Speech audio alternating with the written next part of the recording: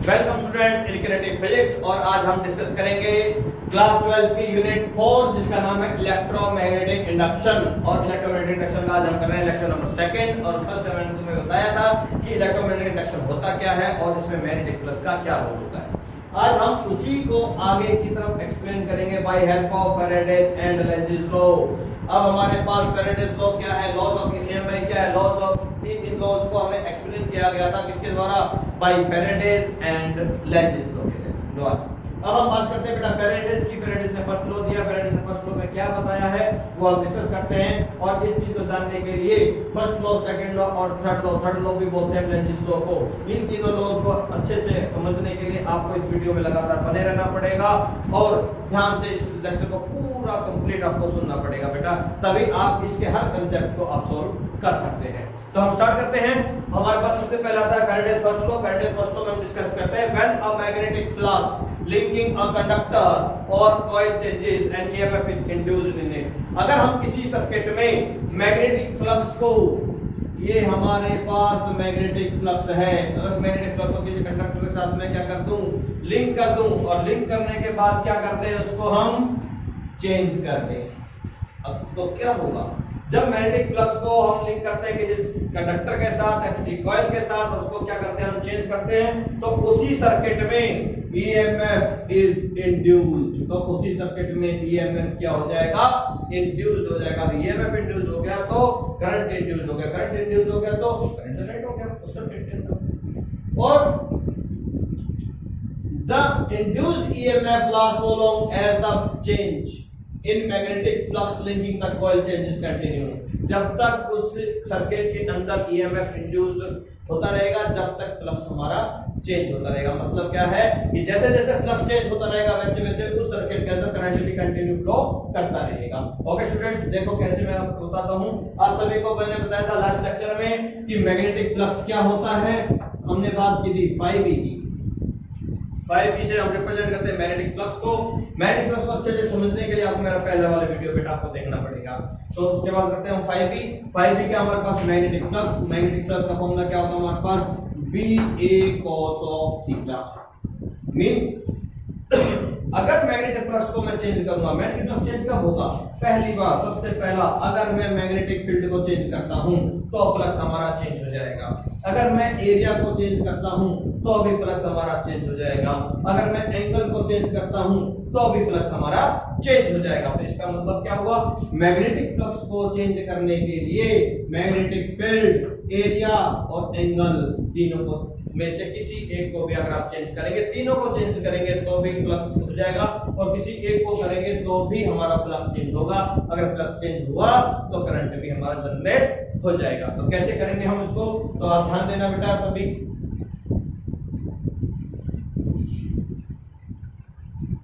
देखिए बेटा, सबसे पहले हम एक मैग्नेट लेते हैं।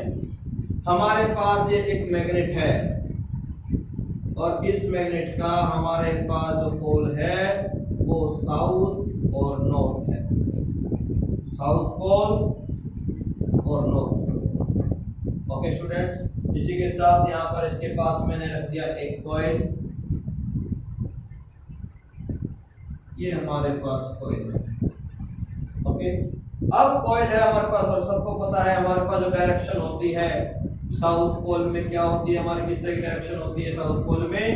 साउथ पोल में जो डायरेक्शन होगी वो हमारी होती है इनवर्ड, और नॉर्थ पोल की जो डायरेक्शन होगी वो हमारी होगी आउटवर्ड। इसको हम ऐसे कर देते हैं, इसको ऐसे कर देंगे हमारा।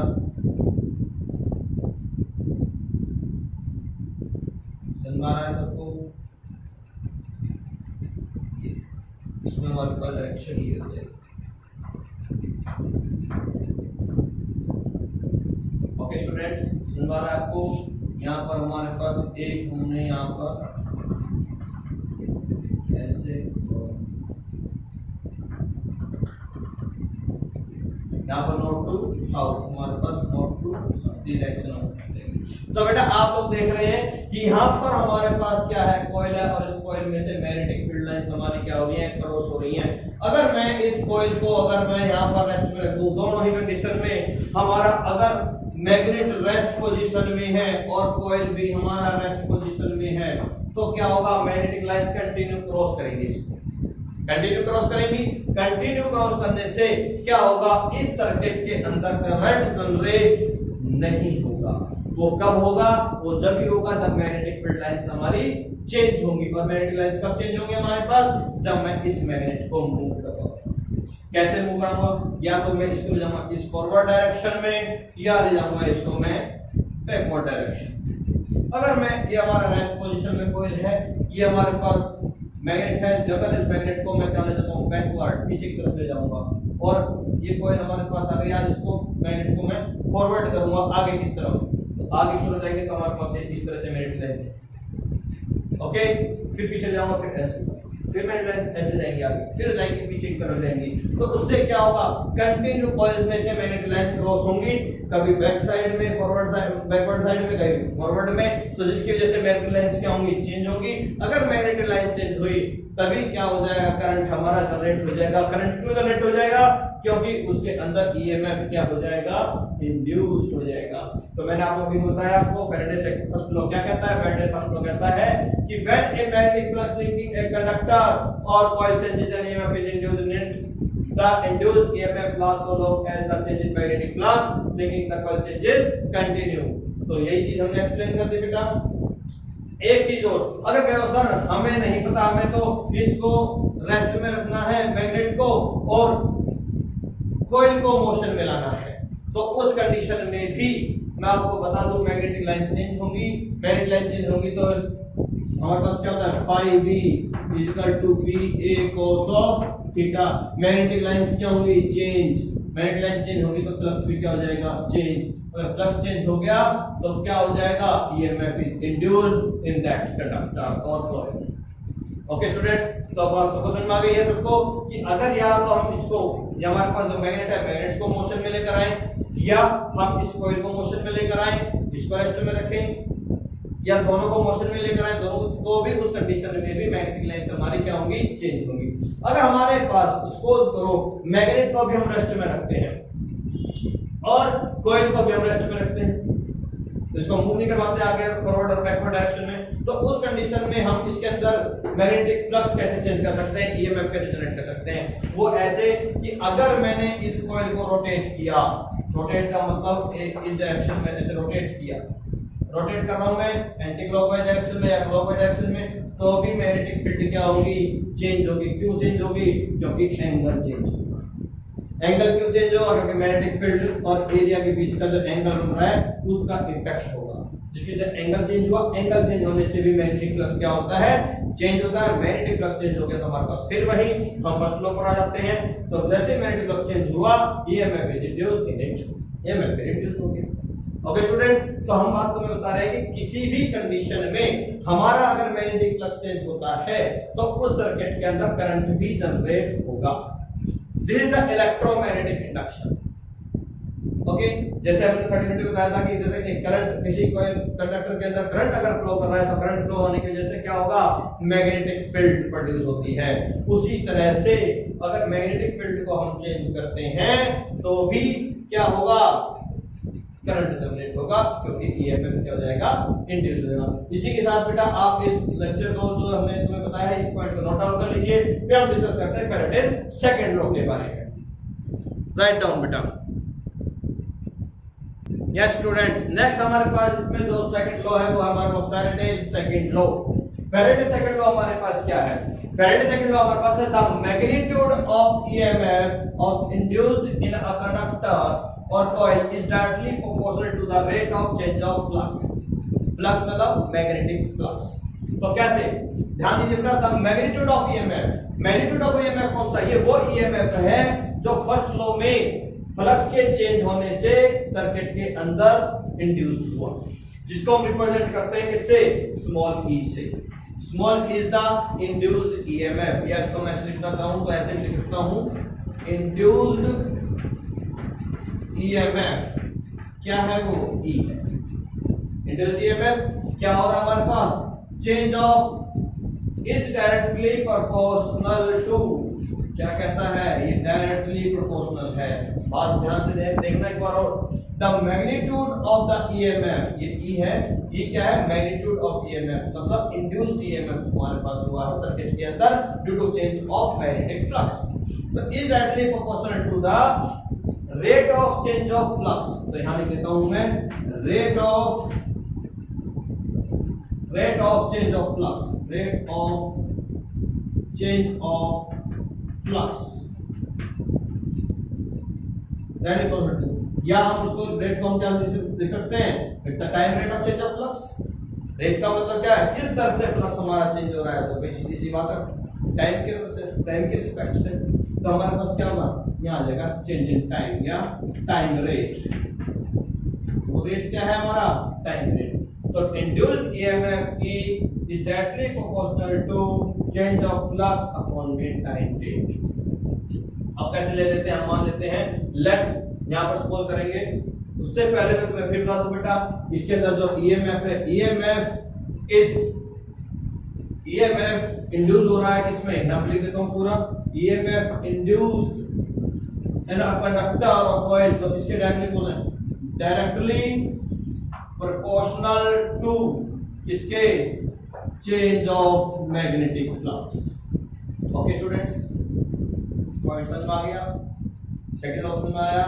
मैंने सीधी सी बात बताई है कि जो मैग्नीट्यूड है हमारा पास ईएमएफ इंड्यूस्ड है, तो ईएमएफ कौन सा, जो फ्लक्स के चेंज होने से उस सर्किट के अंदर कॉइल के अंदर जो ईएमएफ हमारा इंड्यूस्ड हुआ है वो डायरेक्टली प्रोपोर्शनल है हमारा किसके, rate of change of flux के, फ्लक्स के change.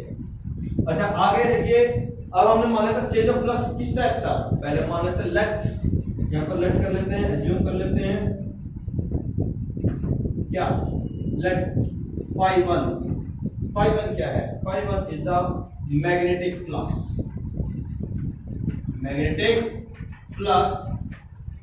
Eight time t is equal to 0 बोल सकते हैं, या इनिशियल टाइम t नॉट ले सकते हैं, ये भी कर सकते हैं। सेकंड हमारे पास क्या आया, phi2 क्या हमारे पास, phi2 भी लिख दो, ये हमारे पास है magnetic flux at time t is equal to t time के बाद, मतलब कि पहले जमाना टाइम हमारा 0 था, उसके बाद टाइम t हो गया, तो हमारे पास ये, तो चेंज ऑफ फ्लक्स क्या हुआ, चेंज ऑफ फ्लक्स ध्यान दीजिए बेटा, यहाँ पर क्या है हमारे पास, ईएमएफ है E, तो E directly proportional change of flux, flux में कितना चेंज आया, phi2 माइनस phi1, तो यहाँ कर देंगे phi2 माइनस phi1, ये फ्लक्स में चेंज आया। टाइम में क्या चेंज आया, टाइम में क्या रेट हुआ, t माइनस में t नॉट, यहाँ लगा देंगे t minus t naught, any problem. आगे देखिए बेटा, E directly proportional to phi2 minus phi1, तो वैल्यू आ जाएगी यहाँ पर d phi का मतलब change in flux, t minus t not का मतलब हो जाएगा यहाँ पर dt। ओके स्टूडेंट्स, तो E डायरेक्टली d अपॉन में dt।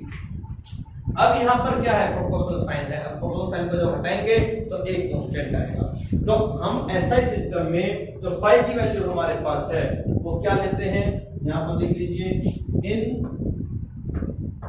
एसआई सिस्टम तो क्या होगा हमारे पास, पहले स्टेप को मैं यहां लेता हूं, E डायरेक्टली प्रोपोर्शनल क्या देगा, k d अपॉन में dt। ओके स्टूडेंट्स, यहां पर k वैल्यू होगी d अपॉन में dt।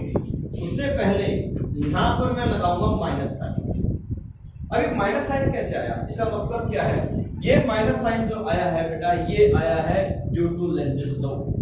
अभी हम लेंजेस लॉ एक्सप्लेन करेंगे, उसमें बताएंगे कि यहाँ पर फ्लक्स के यहाँ पर माइनस क्यों आया। मैं आपको बता देता हूँ कि जो हमारा फ्लक्स चेंज होगा, फ्लक्स चेंज होने से क्या हो रहा है, ईएमएफ इंड्यूस हो रहा है, तो माइनस क्यों, क्योंकि ये इसका अपोज कर रहा है। किसका अपोज कर रहा है, सीधी सी बात है भाई, जिसकी वजह से ये प्रोड्यूस हो रहा है फ्लक्स, किसकी वजह से, ये ईएमएफ इंड्यूस किसकी वजह से हुआ, चेंज ऑफ फ्लक्स की वजह से। फ्लक्स चेंज हुआ तभी तो ईएमएफ इंड्यूस हुआ, इंड्यूस होने के बाद इसी का अपोज कर रहा है फ्लक्स का। ये हमारे पास लेंजेस लॉ है, जिसको हम अगेन नेक्स्ट थर्ड पॉइंट पे हम करेंगे, इस सेकंड लॉ के बाद थर्ड लॉ। तो इसको 2 मिनट के लिए वर्ड रखना बेटा, अभी इसको एक्सप्लेन करते हैं, आगे करते हैं इन एसआई सिस्टम। k की वैल्यू हमने ले लेंगे 1, ये की वैल्यू हमारे पास 1 आ गई, तो E इक्वल टू क्या होगा, E इक्वल टू -1 हो गया, तो माइनस में d5 अपॉन में dt,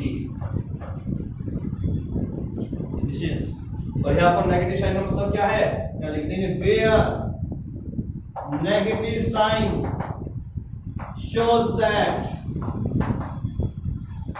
क्या शो कर रहा है, the rate of change in magnetic flux is always opposes the induced EMF, या हम negative sign shows that induced EMF is always, ध्यान लिख देता हूं मैं इधर, opposes the, इसका अपोज कर रहा है, is always opposes the rate of change of magnetic flux, rate of change of magnetic flux। Okay students, ये हमारे पास हो गया फैराडे का सेकंड लॉ। अब हम थर्ड डिस्कस करेंगे हमारा लेंजिस लॉ। तो लेंजिस लॉ को ध्यान से देखिए, पहले इसको आप नोट कर लीजिए और उसके बाद हम थर्ड करते हैं लेंजिस लॉ। नोट कर लीजिए बेटा, एक बार वीडियो को पॉज करके नोट कर लीजिए। यस बेटा, हमारा लास्ट जो लॉ है इसका लॉ ऑफ ईएमआई का, वो है हमारे पास लेंजिस लॉ, जिसको हम third law of electromagnetic induction भी बोलते हैं। लेकिन ये किसने दिया, हमें लेंजिस ने दिया है। और पहले फर्स्ट लॉ हमको किसने दिया है, फैराडे ने। तो ध्यान दीजिए बेटा सभी बच्चे, लेंजिस लॉ क्या होता है हमारे पास, इसमें बात करते हैं, it states that the induced current produced in a circuit due to change in magnetic flux always flow in a such a direction that it opposes the cause that produce it। मतलब कि किसी भी circuit के अंदर जो current हमारा generate हो रहा है, किसी भी सर्किट के अंदर, due to the change of magnetic flux, magnetic flux के चेंज होने की वजह से किसी भी सर्किट में या किसी भी कॉइल में जो करंट हमारा जनरेट होगा, वो ही करंट या जो ईएमएफ जो जनरेट होगा या जो करंट हमारा जो जनरेट होगा, वही जनरेटेड करंट, इंड्यूस्ड करंट और इंड्यूस्ड ईएमएफ हमेशा अपोज करेंगे किसका, चेंज ऑफ मैग्नेटिक फ्लक्स का, क्योंकि उसी की वजह से वो क्या हो रहे हैं, प्रोड्यूस हो रहे हैं। तो जिसकी वजह से प्रोड्यूस हो रहे हैं उसी का अपोज करेंगे। ओके स्टूडेंट्स, ध्यान दीजिए, एक बार एक छोटा सा मैं डेमोंस्ट्रेशन दिखा देता हूं मैं, उससे आपको क्लियर हो जाएगा। हम सबसे पहले एक मैग्नेट लेते हैं, ये हमारे पास एक बार मैग्नेट है, यहां पर हमारे पास इसमें नॉर्थ पोल और ये हमारा हो गया साउथ पोल। ओके, इसी के साथ हमारे पास ये एक कॉइल है,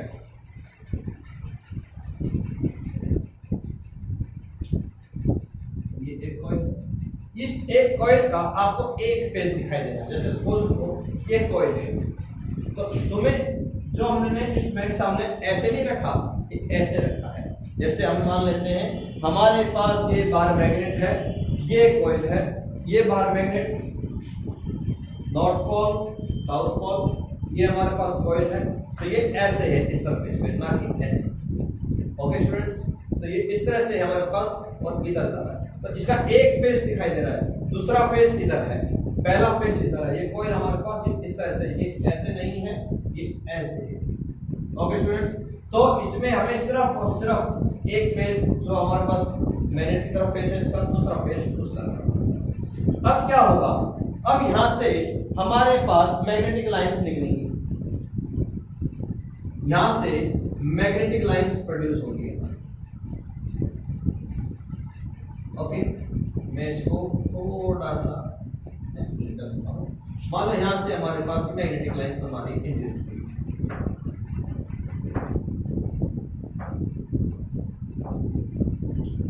ओके स्टूडेंट्स, ये हमारा किस पर है, ये हमारा रेस्ट पोजीशन है,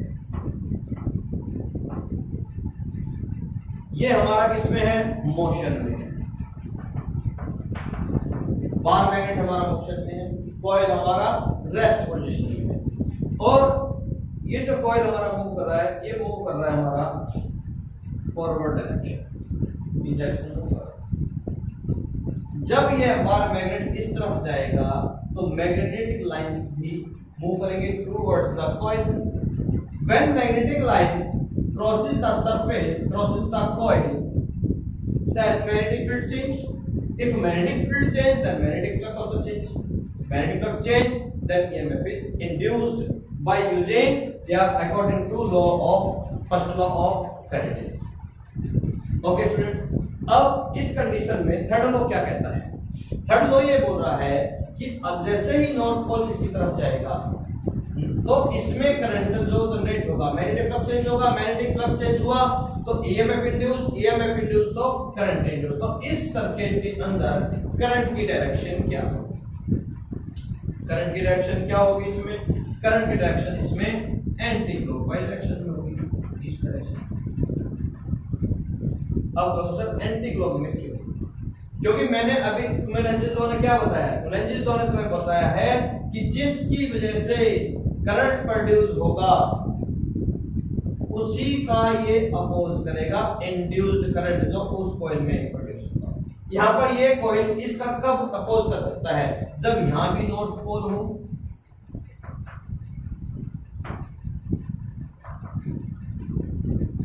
ओके स्टूडेंट्स, अगर हमारे पास ये इस डायरेक्शन में जा रहा है, ये हम बात कर रहे हैं फर्स्ट की, ये इस डायरेक्शन में जा रहा है, यहां पर हमारे पास कॉइल है, कॉइल का कौन सा फेस? ये फेस जो फेस हमारा बार मैग्नेट की तरफ है। तो अगर ये नॉर्थ पोल है तो यहाँ पे क्या बनेगा? हमारा नॉर्थ पोल बनेगा। तो नॉर्थ पोल को क्या करेगा? अपोज करेगा। ओके, अगर अब मैं इसी मैग्नेट को यहाँ पर एक्सप्लेन कर देता हूँ। अगर इसी मैग्नेट को मैं मोशन इसका अपोज दे जाऊं, अभी पहले हम ले जा रहे हैं इसको towards the coil, motion towards the coil, then coil generate current or the direction of current is anti-clockwise direction, then it form north pole। मैंने आपको बताया है कि अगर कोई भी कॉइल हमारे पास है, उस कॉइल के अंदर अगर करंट हमारा एंटी क्लॉकवाइज डायरेक्शन में फ्लो कर रहा है तो वो बनाएगा नॉर्थ पोल। ओके स्टूडेंट्स, अगर कॉइल हमारे पास ये है, इसमें क्लॉकवाइज डायरेक्शन में करंट फ्लो कर रहा है तो वो कॉइल बनाएगा हमारा साउथ पोल।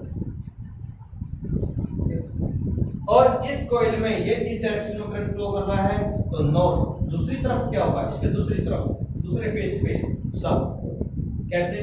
देखिए, ये हमारे पास है, ये इधर देखिए सभी, ये है क्लॉकवाइज, क्लॉक ऐसे चलती है ना, क्लॉक ऐसे चलती है, तो इसको हमने क्या बोला? क्लॉकवाइज। ओके, तो यहां पर कौन सा डायरेक्शन है? South pole. अगर मैं इसको ऐसे करूं तो मैं क्या दिखाई दे रहा है? क्लॉक या एंटी क्लॉक? Anti clock. तो अब क्या हो रहा है? तुम्हारी तरफ बन रहा है नॉर्थ पोल, लेकिन मेरी तरफ बन रहा है ये साउथ पोल। तो क्यों? तुम्हें जो मोशन दिखाई दे रहा है, ये मोशन जो दिखाई दे रहा है, तुम्हें दिख रहा है तुम्हारे अकॉर्डिंग ये क्लॉकवाइज नहीं, ये एंटी क्लॉकवाइज डायरेक्शन है। और मेरे अकॉर्डिंग मैं अगर इसको देखूं तो ये क्लॉकवाइज है। तो मेरी तरफ से कौन सा पोल बनेगा? South pole. आपकी तरफ से कौन सा पोल बनेगा? North pole. Okay, got it. तो अगर यहाँ पर नॉर्थ पोल बन रहा है तो इसके दूसरे फेस पे क्या बनेगा? South pole. तो यहाँ पर नॉर्थ पोल हो गया।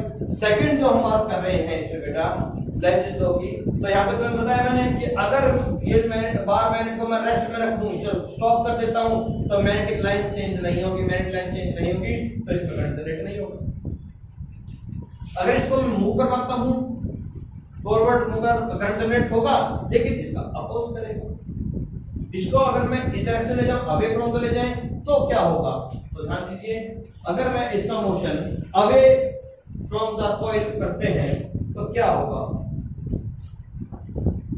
This is the bar magnet. This is the bar magnet. ये साउथ पोल, ये नॉर्थ पोल। ओके स्टूडेंट्स, यहाँ पर भी हम बता देते हैं थोड़ा डायरेक्शन यहाँ पर भी है। यहाँ क्या होगा? इनवर्ट, सबको पता है साउथ पोल में इनवर्ट होता है, नॉर्थ पोल पे आउटवर्ट। अब मैं इसका मोशन कहाँ ले जाता हूँ? डायरेक्शन में, मतलब मोशन पहले तक टुवर्ड द कॉइल और मोशन क्या करेंगे अवे फ्रॉम द कॉइल। यहाँ पर मैं कॉइल बना देता हूँ पहले।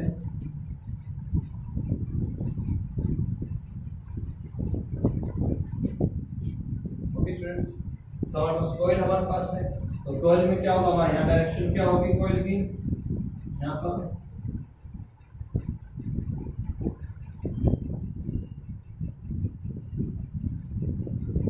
ये तो आउटवर्ड ही होता है।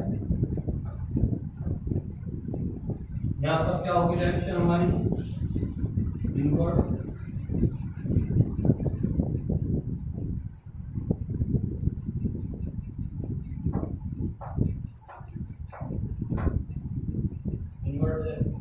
तो मोशन यहाँ पर जो मोशन है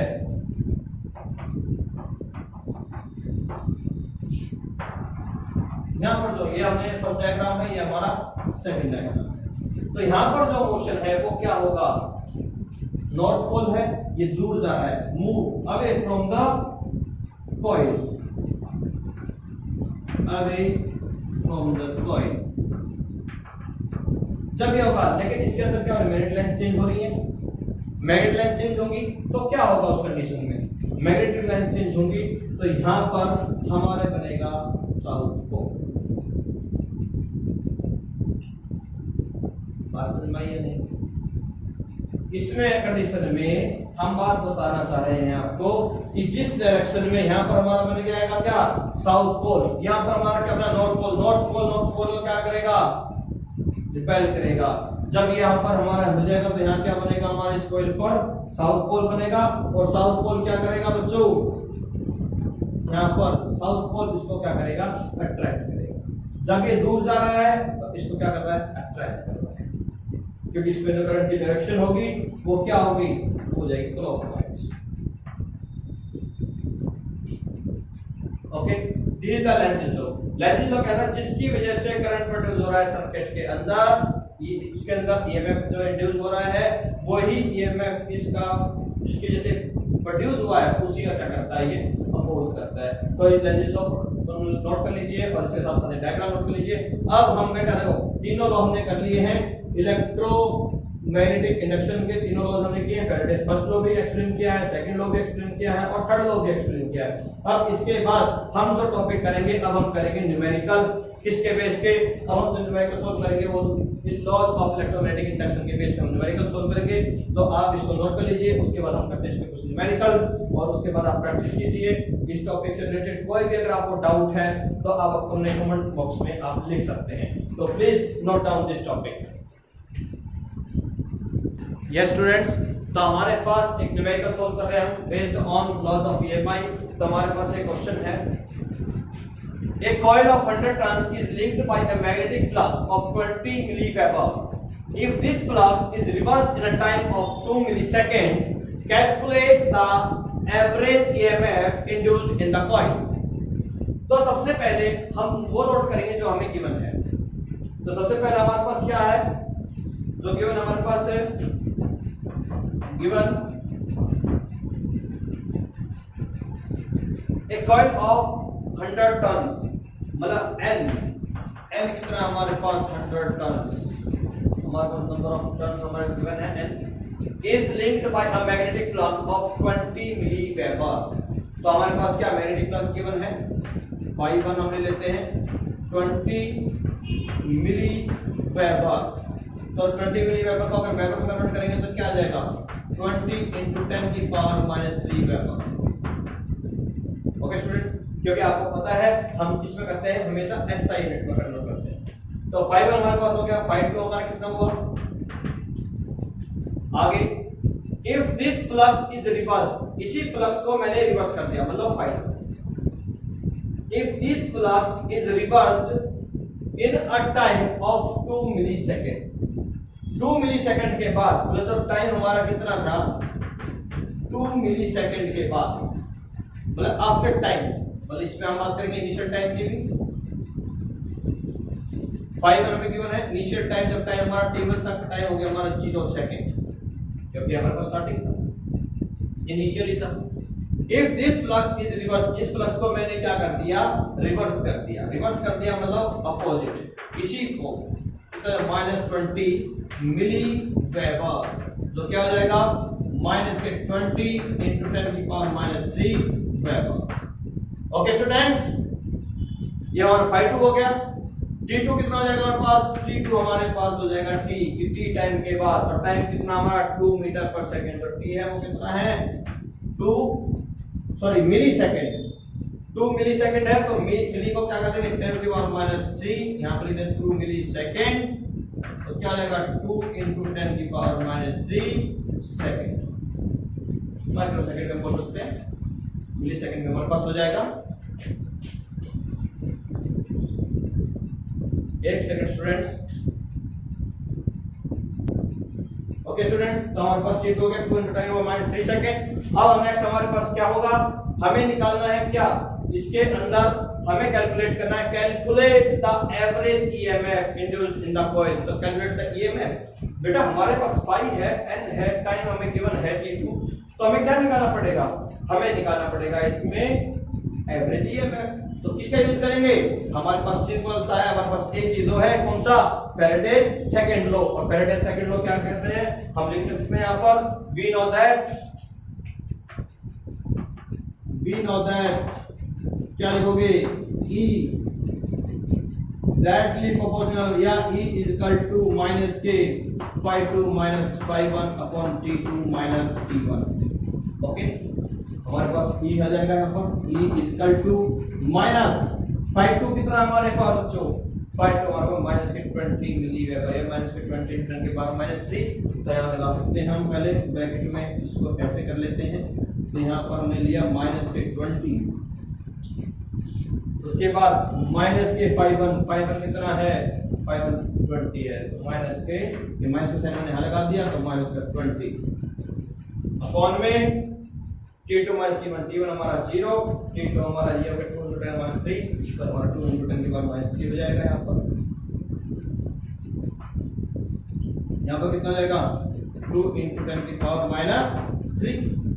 तो यह क्या हमारे पास 20 क्या है, -3 है, यहाँ पर -3, तो इसमें हम क्या ले लेंगे, कॉमन ले लेंगे, तो वैल्यू हमारे पास आ जाएगा 10⁻³ तो इसको भी हम भारी ले लेते हैं, जो वैल्यू आ जाएगा 10⁻³ और हमारे पास फैराडे सेकंड लॉ क्या है, E अगर डायरेक्ट लिखें तो हमारे पास जो सिंपल होता है E directly equal to n d phi upon में dt या E is equal to -k n d phi upon dt।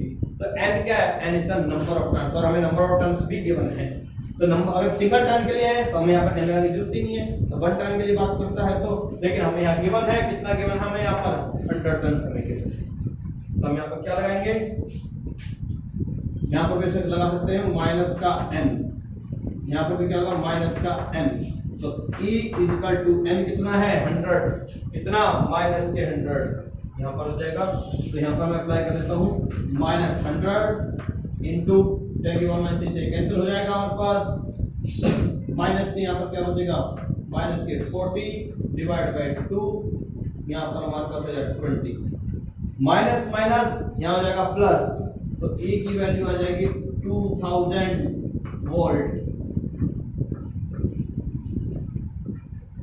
E is equal to 2000 volt. तो यहाँ पर हमने EMF वैल्यू कैलकुलेट कर दी है इजीली। तो ये हमारे पास एक न्यूमेरिकल हो गया, एक न्यूमेरिकल और करते हैं, फटाफट इसको पॉज करके नोट कर लीजिए, फिर तुम्हें नेक्स्ट न्यूमेरिकल और करवाते हैं बेटा, जल्दी फास्ट। यस स्टूडेंट्स, नेक्स्ट हमारे पास क्वेश्चन आ गया है, a 10 centimeter diameter circular loop of wire is perpendicular to a uniform magnetic field of 0.35 Tesla. It is removed from the field moving perpendicular to the field in 0.12 second. Calculate the average EMF induced in the coil. बात question को समझने की कोशिश कीजिए। देखो हमें क्या given है बेटा, सबसे पहले 10 सेंटीमीटर डायामीटर, हमें डायामीटर गिवन है, डायामीटर कितना हमारे पास 10 सेंटीमीटर, तो इसका कितना जाएगा 10 into 10⁻² मीटर, मीटर में कन्वर्ट करेंगे। और हमारे पास और क्या गिवन है, उसको व्हाइट सबसे लिख देते हैं 10 into 10⁻² मीटर, जो हमने गिवन है पहले हम नोट डाउन कर रहे हैं बेटा। उसके बाद हमारे पास आता है मैग्नेटिक फील्ड। मैग्नेटिक फील्ड क्या होता है? बी कितना हो गया हमारा 0.35 Tesla.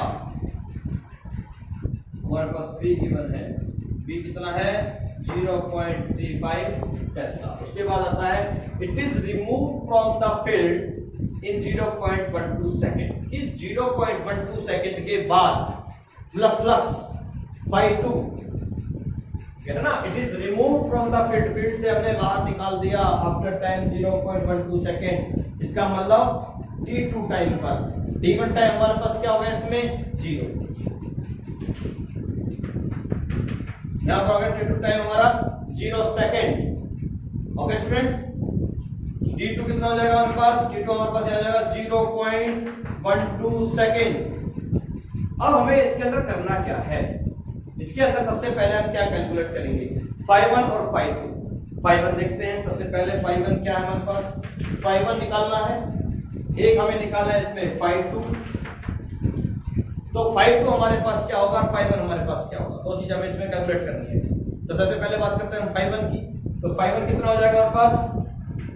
ba cos of theta. ऐसे ही phi2 में क्या होगा? ba cos of theta. तो हमें इसमें मैग्नेटिक फील्ड और एक हमें निकालना है इसमें एरिया, एक निकालना हमें इसमें cos थीटा। तो सबसे पहले मैग्नेटिक फील्ड तो हमारे पास 0.35 टेस्ला, तो हम लगाते हैं यहाँ पर। तो जो हमें गिवन है वो लगा लेते हैं। तो देखिए b कितना हमारा 0.35, एरिया क्या होता है पाई r स्क्वायर। एरिया क्या होता है पाई r स्क्वायर, और r क्या है इसमें? r इसके अंदर है क्या? तो r हम निकालेंगे डायमीटर, डायमीटर का हाफ, मतलब 10 × 10⁻² मीटर का अपॉन में 2, दिस इज 5 × 10⁻² मीटर। तो हमारे पास क्या हो जाएगा? r हो जाएगा, r = 5 × 10⁻² मीटर। ओके स्टूडेंट्स, तो आगे हमारे पास क्या हो जाएगा? तो हमें इसके अंदर phi2 - phi1, तो इसका अंदर हम क्या करेंगे? सबसे पहले हम लगाएंगे इसमें फैराडेज सेकंड लॉ। तो यहां पर ध्यान दीजिए, according to Faraday's second law. Faraday's second law क्या होता है? E is directly proportional to d∅/dt minus d। E is equal to phi2 - phi1 into t2 - t1। this phi2 - phi1 निकाल रहे हैं। phi2 हमारे पास क्या है? सबसे पहले pi r स्क्वायर हो गया, r की वैल्यू हम यहाँ पर पुट कर देंगे। तो वैल्यू कितनी आ जाएगी यहाँ पर? 5 × 10⁻² का स्क्वायर। ओके स्टूडेंट्स, तो हमारे पास ये आ जाएगा हमारे पास ba cos थीटा, phi2 हमारे पास परपेंडिकुलर है तो cos 90 होगा, तो phi2 हमारा क्या हो जाएगा 0।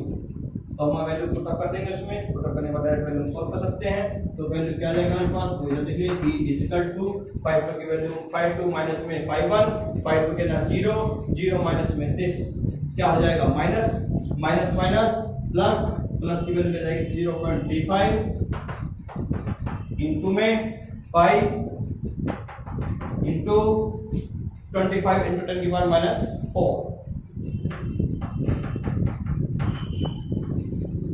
डिवाइड dt कितना हमारे पास? 0.12 0.12। इसको सॉल्व कर देंगे, सॉल्व करके हमारे पास वैल्यू आ जाएगी। सॉल्व करके वैल्यू हमारे पास आ जाएगी 0.02 volt, 0.02 volt.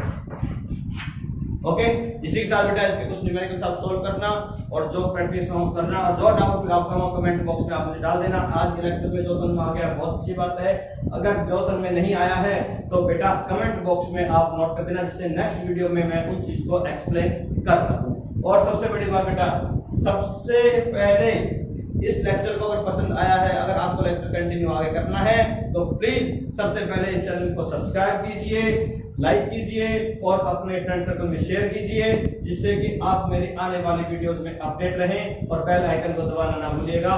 Thank you so much.